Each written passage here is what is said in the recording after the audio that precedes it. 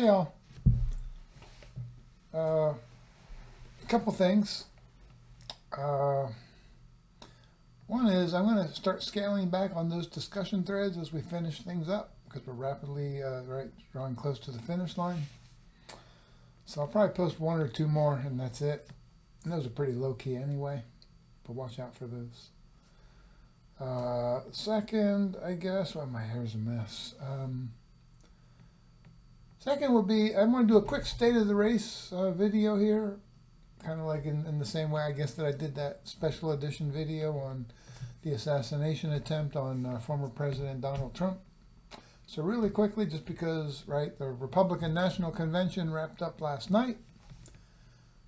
We get, in the end, right, the coronation of the nominee. That's the way it is within both parties. Trump's obviously the nominee. Shocking surprise. A couple things about that. The convention as a whole was a smashing success, right? Lots of unity, lots of energy, lots of positivity. Also some dark moments from some of the speakers, like Ted Cruz talking about immigration in a really dark way.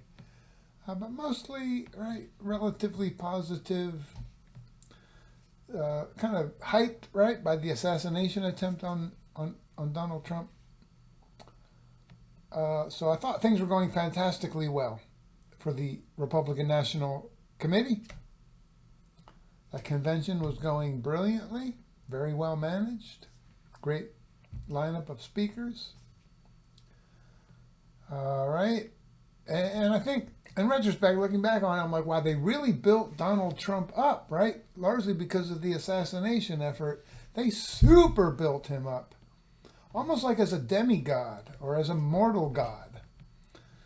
You kind of get this iconography of Trump as invincible superhero. Several cuts above ordinary people. Right? Super heroic. I also heard, and this is just the way it goes in America, it may be similar in other countries, I don't know, but in America for sure, right? Politics tends to badly deform religion and theology. It just does. That was, I think, the original impetus behind the Founding Fathers wanting some separation between church and state was to protect religion from the deforming effects of politics. I render unto Caesar that which is Caesar's, and render to the church that which is the church's. Keep these things largely separate, because generally when there's a relationship between politics and religion, politics tends to dominate that relationship and use religion for political purposes. Bad for religion, bad for theology. And you saw that on display, right, with this assassination effort on Donald Trump. The argument became by many of the speakers, by Donald Trump himself, God was looking out for me, God intervened, God had bigger things in mind for me, rescued me from the bullet. I'm like, you sure you want to argue that? You sure you want to argue that? Right, because by implication and unavoidably, that means God didn't give a crap about that other dude. He was expendable. Or maybe God, although we often think of God as omnipotent, maybe God had to choose who he could protect, either Donald Trump or that firefighter. And God decided Trump's way more important than the firefighter. What the hell kind of theology is that? What the hell? My God. And then you would argue, right, the two audience members at that rally who were seriously wounded, right? Was God conflicted about them, right? Like, I don't know. Should I rescue them? Should I keep them? Should I let them die?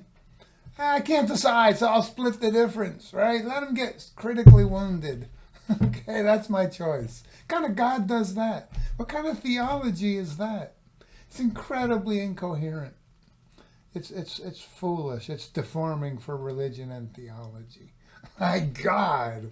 Holy, you see that concern, right, on display that politics tends to deform religion and theology. Boom. Right, Exhibit A. My God, is that really what you want to argue? All right. So that struck me. And not in a good way. But that's super common in America. I don't know what's wrong with us. We've got issues, man. America needs to go to a therapist. We got to work on ourselves because that's indefensible and incoherent and theologically deeply disturbing. All right. I grew up Episcopalian, man. East Coast Episcopalian. Episcopalianism is the basically Church of England transplanted to the colonies. Old school, and I grew up in the church in a very serious way. I was in the choir. We attended regularly. I'm no rookie to these things, people. That's not the way we understood religion and theology within my church community back east. Okay. Oh my God. All right. And then, right? Is Trump a changed man because of the assassination attempt? Maybe. He's 78. I don't think so. I don't think so. Is he a changed man? Right? Is he going to deliver a crowning speech at that convention that bespeaks unity and compassion and care and decency? Does he reach out to the other side with an olive branch? He does initially. Right? He sticks with the script. He's reading off that teleprompter. He's giving an Obama-esque speech about unity and how he wants to represent all America. My cursed phone. Okay.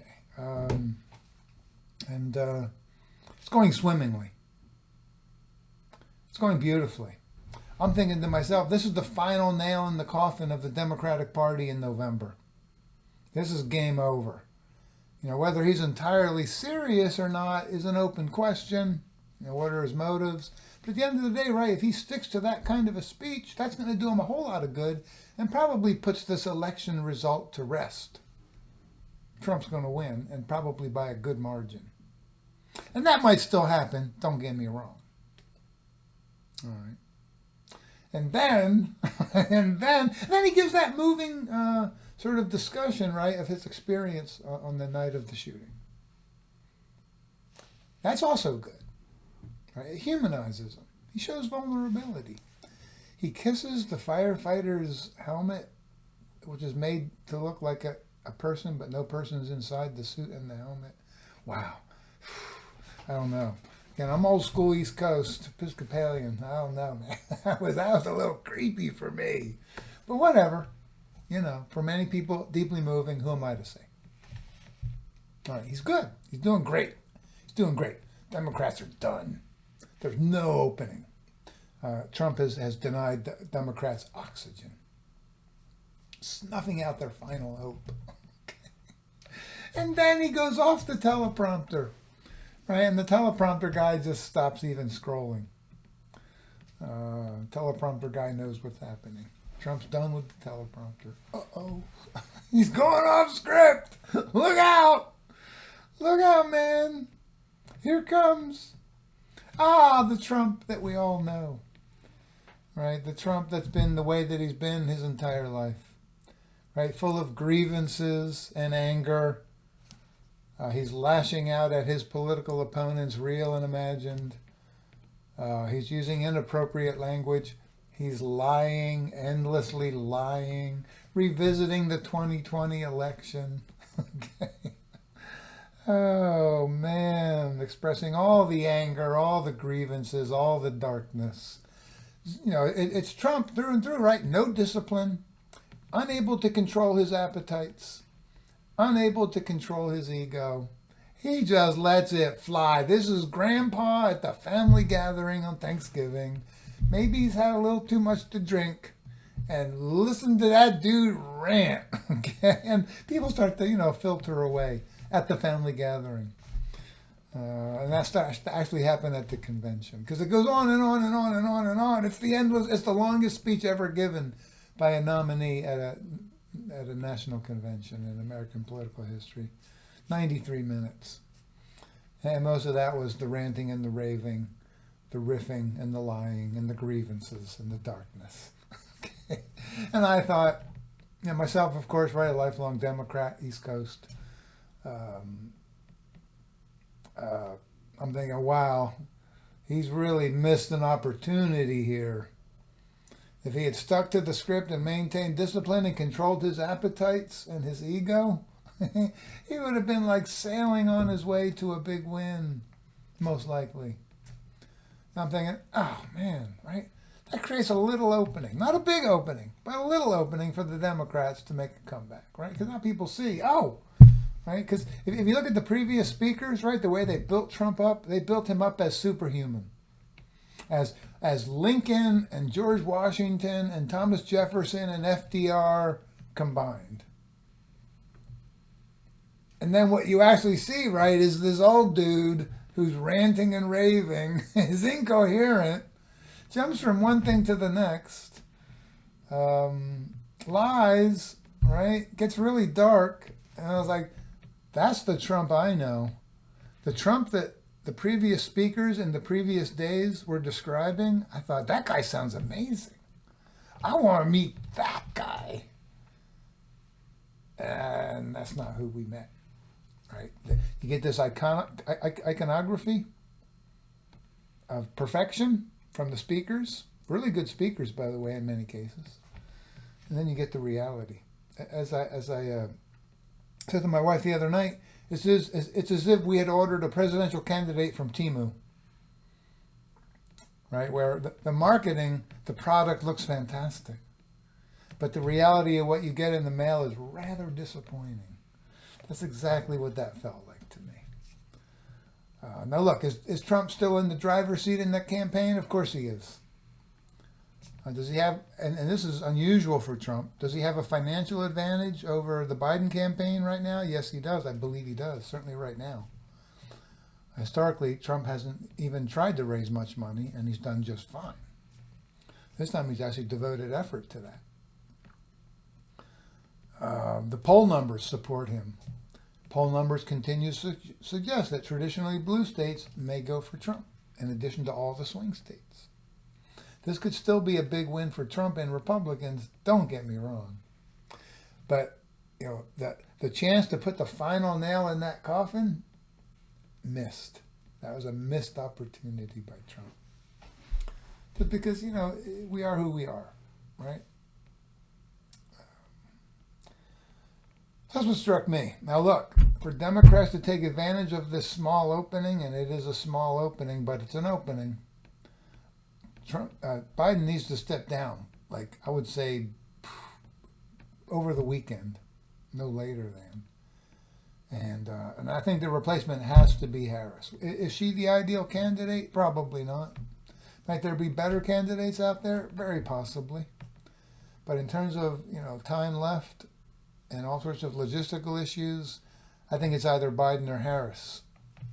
Okay. So if not Biden, I think it has to be Harris. And I'm not saying Harris's chances are going to be particularly great against Trump. They won't be. But I think she'll have a better chance, a marginally better chance than Biden, especially if she can exploit this opportunity that Trump has created by his profound lack of discipline. Trump in that sense, right, is like anybody else. He's a bundle of things you might admire and things where you're like, Jesus Christ, man, are you even serious? Are you even serious? Things about him that I admire, and that's not easy for me to say, because he's so anti-democratic. And such a strong and ceaseless promoter of political violence. He seems to be genuinely attached to his family. I'm not sure he was much of a father when they were growing up, his kids, or much of a husband to his spouses. But I would say late in life, he's become a real family man. I admire that. I'd like to give credit where credit is due. I try to see everybody from 360 degrees. He's shown a real fidelity to family. I admire that. I believe he's never drunk alcohol, ever. Or used drugs, I don't believe. That's impressive. You know, his younger brother died of alcoholism at a super young age, like his 40s. He was a pilot, but an alcoholic, a raging alcoholic. So Trump didn't want to go down that road. That's impressive. I think that's why Trump's still alive and relatively functional, although not as mentally sharp as he once was. I think it's because he's never drunk alcohol. That's a huge benefit. Okay? It's probably why he's still alive and kicking and is relatively, for a 78-year-old man, relatively physically vigorous. And he has, undeniable political skills.